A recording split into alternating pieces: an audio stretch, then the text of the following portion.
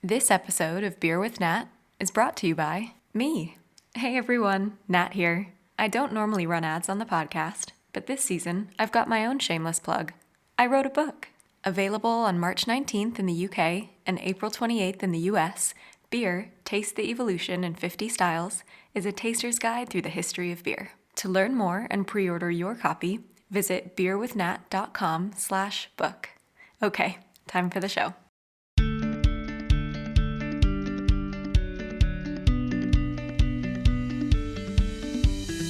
Welcome back to Beer with Nat. On every episode, I share a beer and a chat with people who do what they love for a living. They work in the beer industry. Today's guest is Claire Bullen, beer writer, cookbook author, and editor-in-chief of Good Beer Hunting. We start by talking about Claire's newest role as editor-in-chief of Good Beer Hunting, how being a writer for the site helped to prepare her for the role, and the best bit of the job so far. We also discuss her award-winning cookbook, The Beer Lover's Table, her favorite recipe from the book, and how it feels to have her work recognized. Then Claire reflects on what first got her into beer and what she enjoys most about being a part of the beer industry. Here she is. You can let me know what beer you've brought and why this particular beer.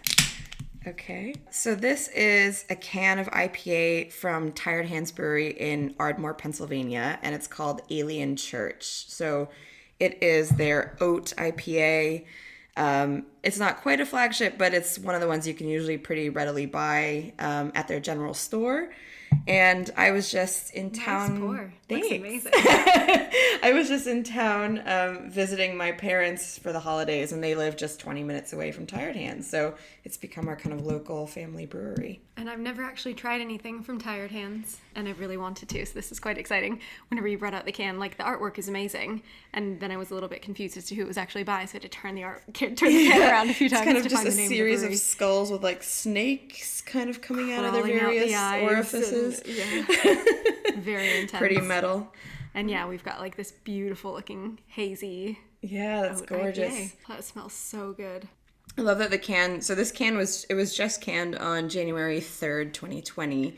So this is real fresh. It says, enjoy the contents ASAP for a beautiful and befuddling organoleptic experience. So I think we're doing that. Yeah, definitely. It is Cheers. really, really beautiful. Cheers.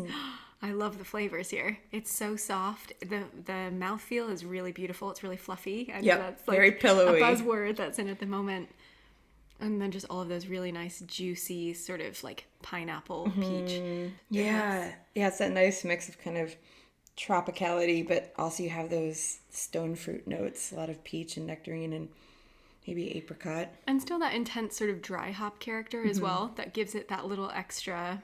I do find it like a little bit tannic, a little bit grassy. Yeah. But it plays really nicely to prevent all of those juicy, fruity flavors from becoming too sweet. It's got kind of a nice dry finish actually, because I think often the criticism of these styles is they're total fruit bombs or really sweet or unbalanced, but this one actually is going down pretty easily. Yeah, I agree. It definitely does dry out the palate, and then you're like, oh wait, but I want that sensation again. And it makes more. Go back for more. Yeah, totally. Okay, well, you live in London here. Both of us have our funny American accents. Yes. So we'll get to that story in a bit. But you wear lots of hats. You're a writer, a cookbook author, and most recently were named editor-in-chief of Good Beer Hunting. Mm-hmm. Congratulations. Oh, thank you. When you meet someone new outside of the beer world and they say, oh, what do you do for a living? How do you answer? Yeah, it's usually hard to do that without going into kind of a like 2-minute diatribe. Yeah. I think I normally say I'm a beer writer and editor. And then I kind of wait for their sort of shocked look to pass. Like, and then, that's a real job? Yeah, exactly. Yeah, that's the comment a lot of the times. Like, you've got the dream job. And I mean, I guess I wouldn't argue it's pretty good.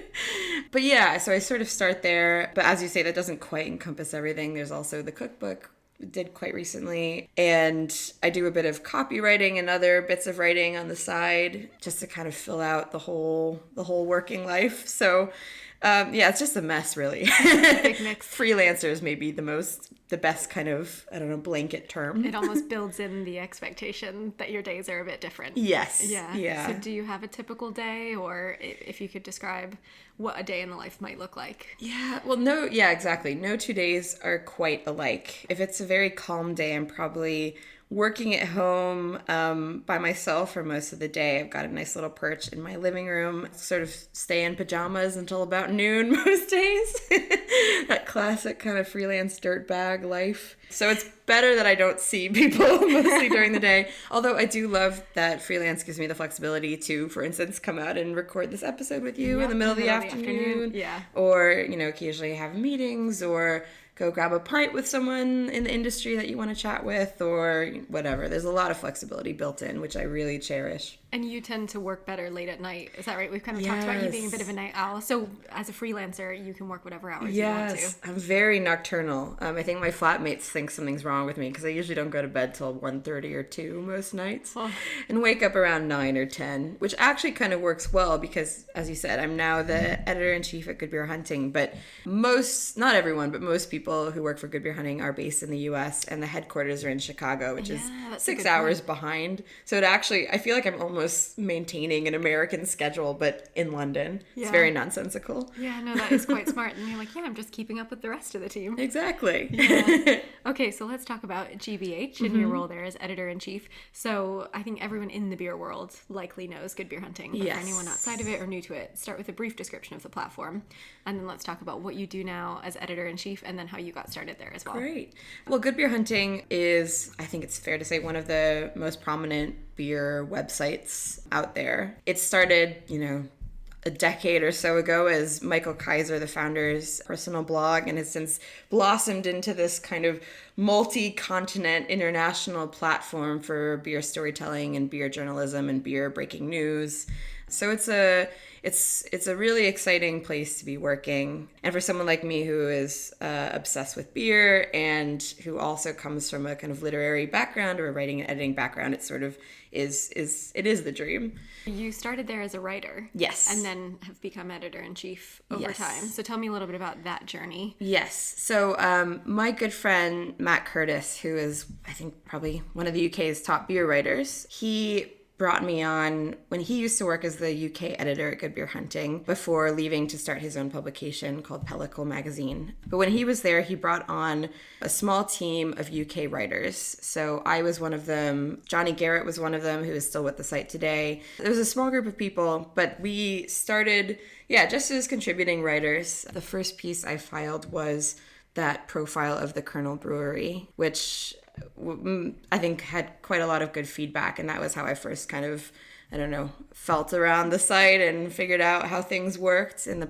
the writing and editing of that piece. And did you do both the photos and the writing? I did, yeah. I'm much more a writer and editor by background than a photographer, but I did study visual arts actually, as well as writing in university. So photography was never quite my specialty, but it's also been a fun area to explore creatively too. Yeah, and kind of work on developing those skills. Yeah, okay, exactly. Great. So telling the story written, but then also what you were seeing when you were there. That's a whole other side of it that has been an interesting challenge. But so I was a writer there for probably close to a year before coming on as the assistant editor. And I was the assistant editor for about 6 or 7 months and then stepped up to editor-in-chief when the current editor had to step back owing to various other work commitments. So it was sort of an unplanned trajectory. I think when I joined, I was just so thrilled to be there as a writer that I definitely didn't envision this future kind of path opening up. But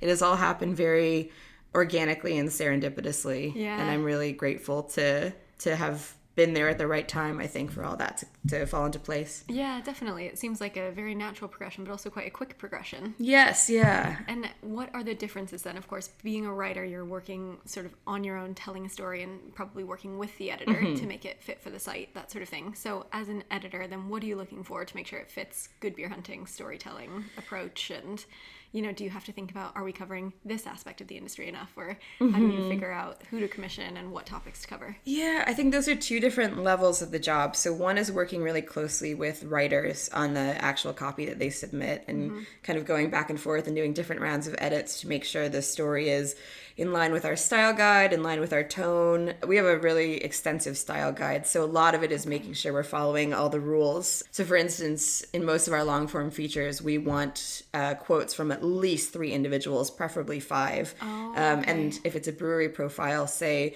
we want to make sure at least 1 or 2 of those voices are from outside of the brewery. So a bar owner, a family member, someone else who can comment with sort of an exterior perspective. So every different category of article has different considerations along those lines, as well as the general overarching tone and style and approach that is just the GBH style, the house style. It was really helpful starting out as a writer and then graduating to an editor, because I now know very much what both sides of that interaction look like. And I think that's guided me in terms of how I can provide feedback to writers that feels helpful and at times encouraging if stuff needs to change, but basically just mutually figuring out the best way to get that piece to where it needs to be, but using the writer's voice and making sure you're preserving their intentions and their language and making it still feel like their piece. So that is all what happens on the kind of micro level. And then the macro level is the kind of the actual planning of the calendar and the planning of the vision for the site.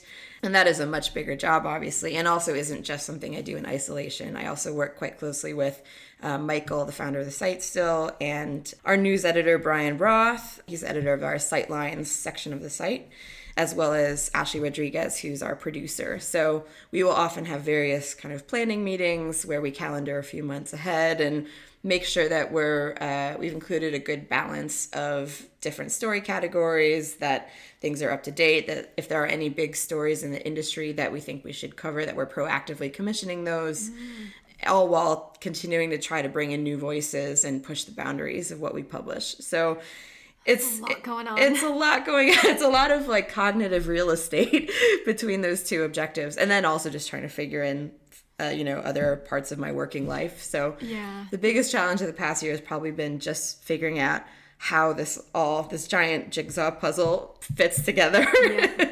And it always feels like something is kind of taking a back seat, but it's falling into place, I think. It'll just take a bit longer, and then hopefully you'll figure out a rhythm. Exactly. I probably owe a lot of people emails right now. I'm so sorry. Sorry, this is a public platform to apologize on. You can tell she sounds busy. Blanket apology. Do you miss writing at all? Do you still get as much of an opportunity to write now that you're in the editor-in-chief role? That's a really good question and a really timely question, because I've just been thinking about that the last couple of weeks, because the reality is, when you're the editor, making sure the site is flowing smoothly and that every single piece is kind of coming together in a timely manner and commissioning things on time suddenly fills up like water almost every available space that's in your day. So I haven't yet figured out how to prioritize writing as much as I want to, because that is still my first love, I think, in the thing. And I was talking to Michael about this recently, actually. We're talking about various strategies, like maybe I could take a week-long sabbatical here and there to try to put pause on everything. Hit the pause button, make sure we're ahead enough that I can do that, but then take just a solid week to write. Like, what a dream. So we're going to trial that, I think, this year, because otherwise, you're right, that would definitely fall to the bottom of the stack. But I miss it. I still love it. But at least it's not off the plate completely. Yes, and exactly. Let's hone in on being the best editor-in-chief and picking up all those skills. Yes. And then figure out how to fit in the other bits that you may have brushed off. How did you develop your editing skills? I guess that partly traces back to my time in university. So I've been on, literary magazine staffs forever, but I think I also, as an English major and then a creative writing master's student, became somewhat expert over time at editing my own writing. That was very much part of the curriculum. That's all I hear. Writing is rewriting, so you have to become your own best editor. So I think I've become my own best editor, as you say, over time. But then those skills, I think, are transferable to others. I think it's actually always hardest to edit your own work because you don't have that objectivity or remove where you can kind of, from your vantage, see the mistakes or blind spots that the writer is making. It's really a struggle to see that in yourself. So I find when I'm editing my own writing, I often have to put it in a drawer for a week or a couple a couple weeks or a month or a couple months and come back when I don't remember it quite so keenly. When it's and not then, so personal almost. Yeah, then you can look at it almost as if someone else has submitted it to you. I think the editing has just been an organic skill that has kind of grown over time, or has been something I've burnished over the years. Mm-hmm. And it's still a new role, but what's the best bit of it so far? What have you really taken to? Is it commissioning new people? Is it the editing and helping bring the best out of your writers? Or is it coming up with these new content ideas? Yeah, I think it is just such a privilege to be able to work with so many talented people in the industry. And that's something I really love about Good Beer Hunting and its approach, because we work with some really established industry writers. You know, we've worked with Stan Hieronymus, we've worked with people like Melissa Cole in the past, and it's wonderful to be able to publish those very established voices. But at the other end of the spectrum, at the same time, we also work with brand new writers and emerging writers. So it's just a wonderful privilege to be able to work alongside people at various points of their writing journey, at various points of their relationship with beer, and managing to find kind of moments of inspiration or common ground in all of those interactions. And one of my favorite things that I've done so far is being able to commission new voices or reach out to writers who have not been published on the site before, but who I think would be a good fit for us. And sometimes that even means reaching beyond the world of beer and finding just essayists and writers online who are doing incredible work, and commissioning them and seeing if there's something kind of in the overall drink sphere that they would be interested in talking about. And that's gone really well, I think, so far. So that's a really exciting area for me. Yeah, that is quite cool. The idea that I think most of us who are in the beer world, we're so passionate about the beer that we just figure out an avenue to get out our passion. Yes. Whereas then going to people who are great communicators and then asking them, oh, what do you think about beer? Do you have thoughts on it or this aspect of it? They're kind of coming into the world and using their unique voice in a new way. So and I think the beer world risks being kind of niche or clubby at certain times. So I think it's always really refreshing to find voices who have a totally new perspective on things, and a perspective that many in the industry might not share. I kind of like that refreshing jolt of a new perspective. So I'm very interested in pursuing that avenue further as well. Yeah. Okay, we're going to switch gears and talk about you as the writer. Yes, yeah. And you as the cookbook author. Yeah. So we'll get back to this very intense piece of writing that you did. Yes. So you can talk me through the whole process, but you have a cookbook. It's called The Beer Lover's Table, Seasonal Recipes and Modern Beer Pairings, and it was co-written with Jen Ferguson, who's the owner of Hop Burns and Black, which is a bottle shop in South London. The book came out last year and has done very well. You've received loads of accolades. We'll go into that in a bit. It starts with lots of great education on beer terms, the sources of beer flavors, principles behind beer and food pairing. And then not only are you suggesting all these pairings, you have created all of the recipes that go with the beers. Talk me through the inspiration behind the book, and then what the process was like to get it to the printed copy that we have sitting next to us. Yeah. Here. Oh, it still makes me happy when I see it out in the wild at different bookstores. But yeah, it started, I guess the very earliest kernels were about 5 years ago. Shortly after Hop Burns and Black opened, Jen had reached out to me to ask me about writing a regular monthly column for their website. And Matt Curtis was already doing one for them. And I think they wanted a couple other beer writers to kind of flesh it out and mix of voices. Yeah, exactly. Sort of a new platform. So she reached out, having encountered some of my writing online, and then had asked me if I had any ideas. And I am a very kind of devoted home cook. I'm not at all professionally trained. I've never been to culinary school, but I love food. I love cooking. I'm a very dedicated amateur, I guess, and have been for a long time, probably since late high school. And so cooking is something I do all the time. Drinking beer is something I do pretty damn frequently too. So let's bring the two together. Yeah, in my daily life, I think I was already cooking and drinking beer with the food that I made on the regular. So I pitched Jen the idea of doing a monthly column for them that was picking one of the beers that they sold and creating a recipe that I thought would be complementary with it. So that column developed over time, and it is now sent out as part of their sub club, which is their monthly beer subscription service. So anyone who subscribes to that gets a little recipe in the box like, hey, try this food with this beer that you've just received. Nice. But yeah, I think maybe a year or two into doing that, Jen and I were talking, and she just said, have you ever thought about making this a book? And it sort of took me aback because I definitely hadn't. And also I had no idea how to make a book. So I didn't. How many recipes had you done by then? Was it weekly at that point? It was monthly. So I okay, so you had 12 to start. Yeah, maybe 12 or 24 if it was a year or two in. Yeah, okay. And yeah, I was a little taken aback, but my mom actually has worked in the publishing industry before and still consults with authors.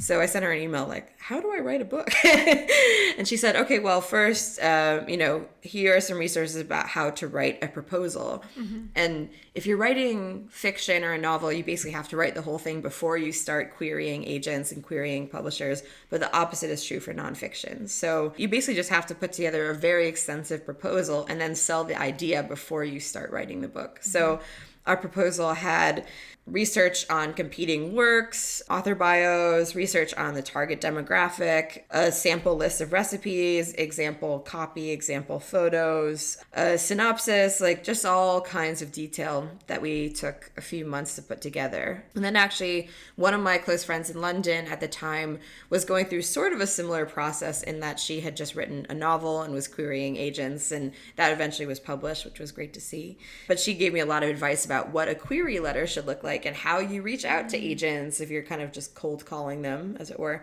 So with her advice, I put together a query letter and reached out to a few agents, and we got some nibbles, which was exciting, and had a few meetings. And then we got our agent, and then we took a couple months to kind of rework the proposal so it was fully sharpened up in what publishers would expect to see. And then we started querying publishers, and then a few months after that, our publisher, Dog and Bone Books, signed on with us. So that was really exciting. And then the true madness started because I think we had about 6 or 7 months after signing the deal to turning in the final doc, which was a really fast turnaround. So that basically meant for this kind of surreal 6 months of my life, I was cooking like 3 times a day while at home, testing recipes, while also doing all this kind of writing work on the side. Yeah, right. All the stuff that pays the bills while you're developing the next project that might help to pay the bills. Exactly. Yeah. So it was wearing very many hats all at once in this kind of bizarre way. And can almost push you to the point of being like, why do I love cooking? I had so much food that I was trying to like give as much to friends and roommates as possible because the fridge was just overflowing at some point with, especially if you're testing a recipe multiple times and something's not right, so you come back and you make it again and again and again, and you could sort of start losing your mind after a certain point. Wow. So that was a really crazy process, but also very exciting. And then we had, a couple of rounds of copy edits, and we did a photo shoot at my house, in addition to the one that the cookbook publisher put on with their own photographer and food stylist. So we did some of that, they did some of that.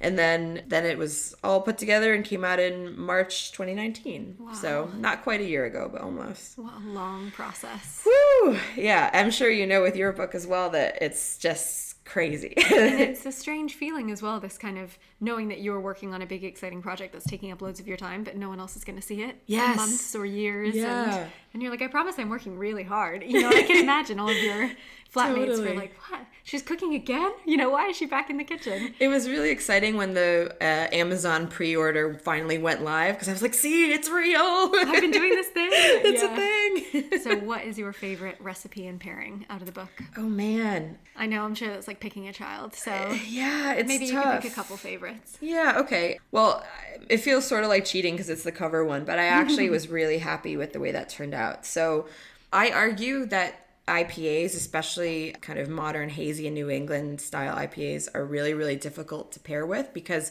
they're often like just massive flavor bombs on their own. Mm-hmm. So they're at risk of totally kind of wiping out whatever they're paired with, or there being a really strong clash. Mm-hmm. But I found, so the cover recipe is a shrimp and mango, or prawn and mango if you're in London, South Indian style curry. And I was just really, really pleased with how that one worked, because it felt like the flavors were so in sync between the two. The curry had mango. A lot of these kind of hazy IPAs taste like tropical fruit, as this one does, often have a sort of mango note. So that was, that worked out really well. That was complimentary. But there's also a spice called asafoetida that is No idea. I'm not a good cook. It features in a lot of South Asian cooking, but it's very, very pungent, and you need only the tiniest kind of dose, like a quarter teaspoon is enough in a curry. And what is the flavor like? It's really it's really pungent. It's kind of musky. Oh wow. Okay. Yeah, it's a strong flavor that's a little bit hard to describe actually, but I think hops and New World hops in these beers can often have that kind of pungent, musky, caddy sort of scent sometimes. Yep. And it was amazing when I had them together. It's like, wow, that really feels like the same sort of flavor compound or chemical compound, aromatic compound that these two beers are sharing. Oh, that's so really cool. I was really pleased with that one. And I think traditionally, I think that IPAs are not great with spicy food, especially if they're the West Coast style where they're really bracingly bitter, really high alcohol. Those are things that kind of emphasize chili heat and make it much more intense and abrasive. But New England IPAs, because they're generally not that bitter, generally very soft and in the palate. Yeah, even having those oats in there will help to calm it down. So I think these actually work much better with spicy fare than kind of the older iterations of IPAs or West Coast IPAs. So I like pairing hazy juice bombs with curries or with stir fries or with various kind of dishes from South or Southeast Asia. So yeah, I was really pleased with how that one worked out. But oh man, it's so hard to choose others. There's so many. Well, the one I tried last night was delicious as well. Yes. So I did the shawarma spiced cauliflower with the Dunkelweiss. Yes. And it was that really lovely combination of all of the spices on the dish, working perfectly with the spices in the beer, as the Hefeweizen is supposed to have this sort of clove note. But then also you've got the little pomegranate seeds in the dish, which work perfectly with the banana in the beer. Yes. Okay. And Interesting. then for me, I can't really handle spicy things. And that's why the darker malt in the Dunkelweiss was really nice, because all of the spice on the dish is then calmed down that little bit by the malt. Tempers it. Yeah, exactly. So like they interact, but then they calm each other. Yeah, it was amazing. Oh, It was a really thank you great so pairing. much. That means a lot coming from you. I know this is your area of expertise as well. I feel beer and food, because I'm not that big of a foodie, is challenging for me to kind of get all the way into those details, because I don't do much of the cooking. So I think going through what you went through then to create all of these recipes with the pairing in mind, I really understood what you were going for, because then I'm like, oh, every single spice that I added onto that cauliflower was meant to interact with the phenols that were in this beer. Yes. So creating the pairings and having that intention is just so different than someone saying like, oh, I've made this dish, let's find a beer to go with it. How can we create the two things together? And yeah, it's very, very intentional and throughout the book, and I think really educational as well. So Great. Well, thank you so much. yeah, so it's no wonder you've won loads of awards for it. That's a nice transition. So you won Best Book at the North American Guild of Beer Writers. Yes. For the book, and then you've also been recognized for other bits of work that you've done by the North American Guild of Beer Writers and the British Guild of Beer Writers. There are literally too many to state, so I will put it in the website page about the podcast. I also don't want to make you feel uncomfortable rhyming off all the awards that you've won, but I would love to know, how does it feel to have your work recognized? Yeah, it's that kind of like it's a curious mix of emotions, because on the prevailing emotion is obviously delight and happiness and gratitude. It's also just bafflement, I think. It's in both cases I just really wasn't expecting much. I think I try not to think about these awards, which come up every year, too much before they happen, because I think that way to madness lies. Yeah. So I try to just detach from it all and think like, well, the best case scenario, well, no, there are two very good scenarios. One good scenario is that maybe I win something. That's lovely. Another good scenario is my friends win something. That's lovely. So I try to be zen about it. And when it happened, it was just like, yeah, it was, I was a bit baffled and quite surprised and a little unsure of how to process it, but also very, very, very happy. It's interesting that these awards come up every year, and I don't think they are any kind of objective measure of success or quality. There's so many writers who are doing things outside of these categories whose work isn't necessarily recognized but should be. but it's just a lovely perk. It's very encouraging. It's very affirming. So yeah, it was a tremendous privilege to be nominated and to win some of those, especially for the book. It was really cool because Jen and I were actually on a trip to the Czech Republic together when those awards were announced in Colorado. When you found out the news. Yeah. Wow, okay. So we were kind of checking our phones, just like, oh, they're about to tweet it all out. I wonder what's going to happen. And when we found out we won Best Book, we were both just ecstatic. And it was so nice to be together for that moment. So that was really special. Oh, that's great. Yeah. Okay, so we're going to go all the way back to when you were studying English at Columbia. Mm-hmm. Why English? Why Columbia? And was this the path you thought you would be set on in school and after school?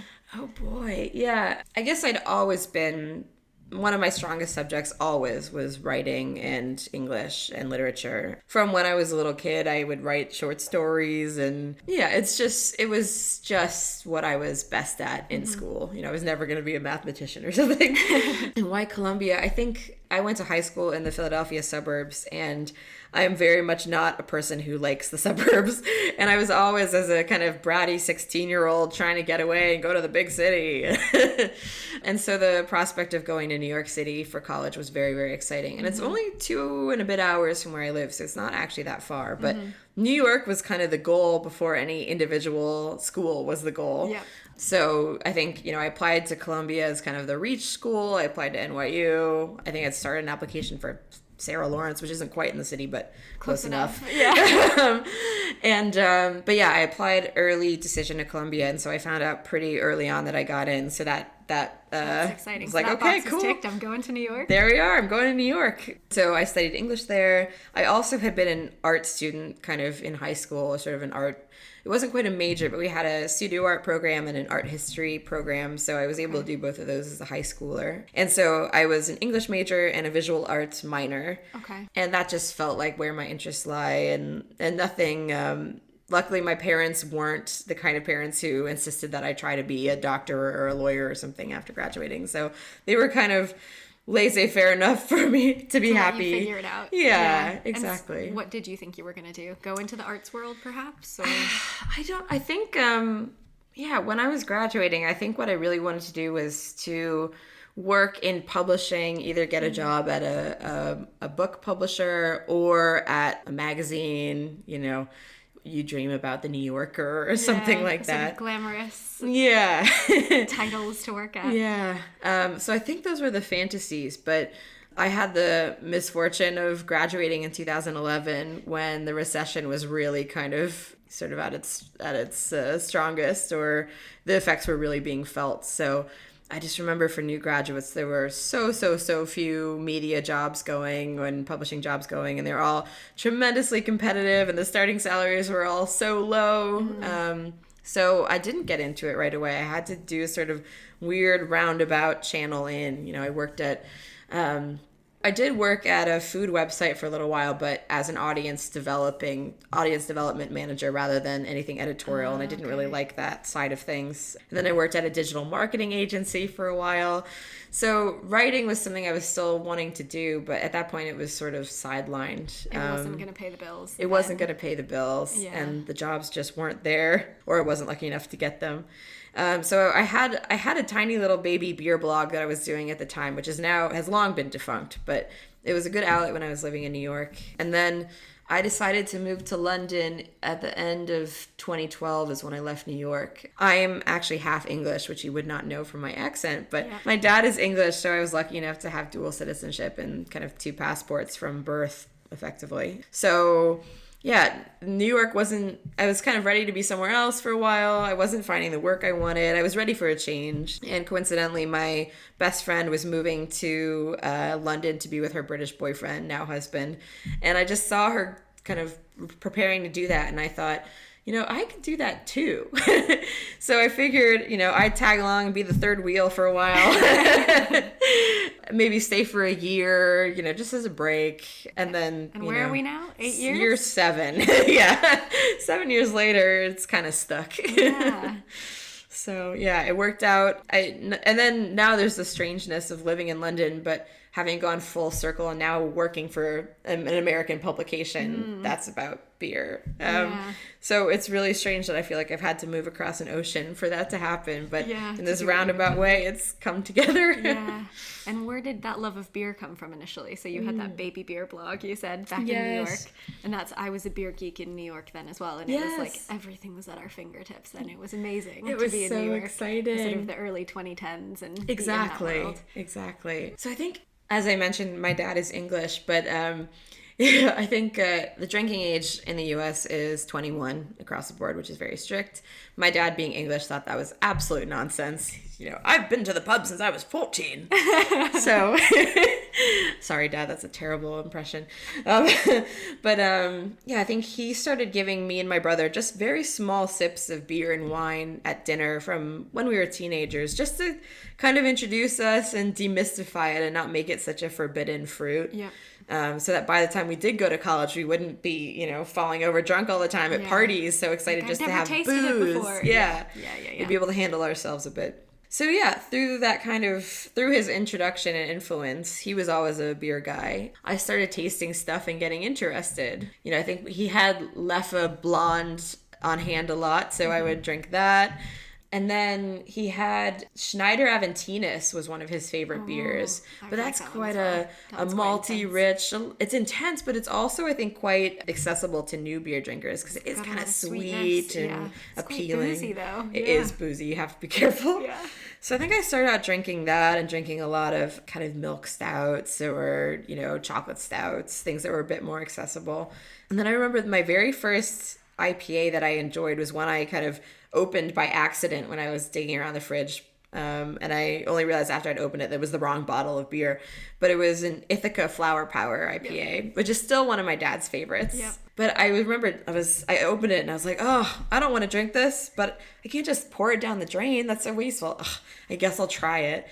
And then by the end of the bottle, I remember thinking, that was pretty good, actually. And I'd always thought I didn't like hoppy beers and quotes, but that really changed my mind. And so then when I was a student in New York, there are lots of good ways to try beer. I may or may not have procured a fake ID quite early on. Who can say?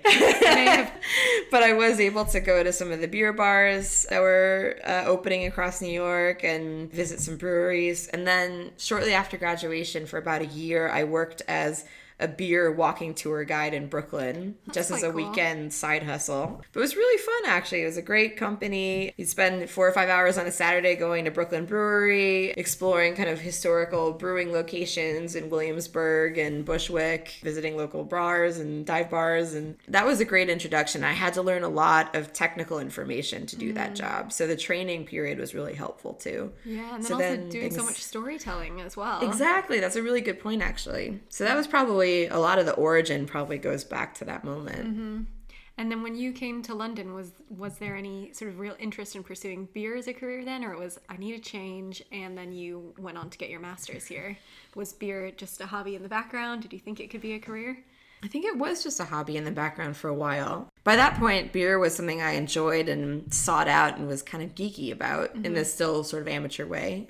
So when I first moved over, I didn't apply for any brewing jobs at breweries or brewing industry jobs. I just remember seeking out beer, and really this was early 2013 when I finally made it over here. But at that point, the scene was still pretty nascent. I remember having to seek out.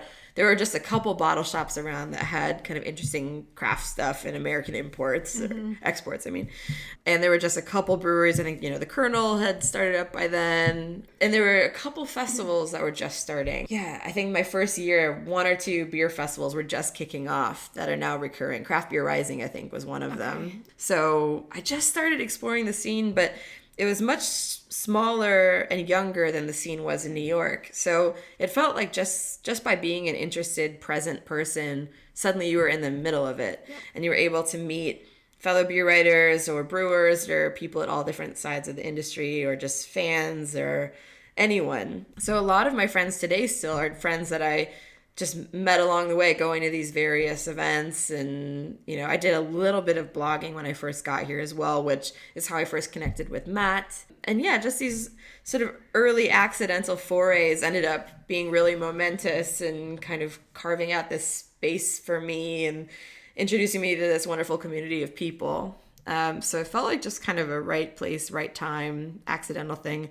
And then on the side, meanwhile, I was working at a travel guide website, which had also recently morphed into a content agency. So I was doing writing, but still more of the kind of marketing branded copy side. And then I also got my master's in creative writing here at Goldsmiths in London, because I knew that was something I wanted to do. But if I wanted to do that at Columbia, say, it would have run me about $200,000 or $100,000. Either way, it would have been crazy. Big money. I think $100,000 for 2 years. Wow. So, it's couple orders of magnitude difference more here. Yeah. So that was definitely at the back of my mind. Like, this might be a better place to do the grad school degree. And for creative writing, again, English is not my strong suit nor my world. Would that have then led you to more novel writing or short stories or anything like that? Or do you find that you're using that in the travel and beer and food writing that you're doing now? Yeah. So interestingly, like, the goal at the time was to write a novel, and that's still a goal that is playing in the back of my mind. And I've definitely dabble in creative writing, but you're already a published author, so you're on the first step. Yeah, I know a bit how the industry works, but that's still something that feels very personal. But interestingly, the